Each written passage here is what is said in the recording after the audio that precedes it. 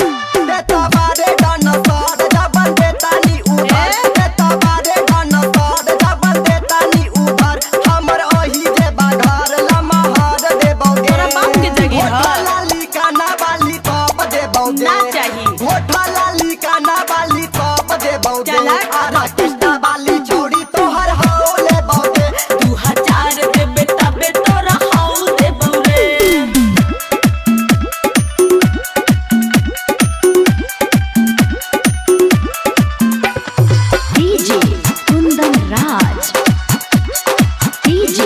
Kundan Raj Chiri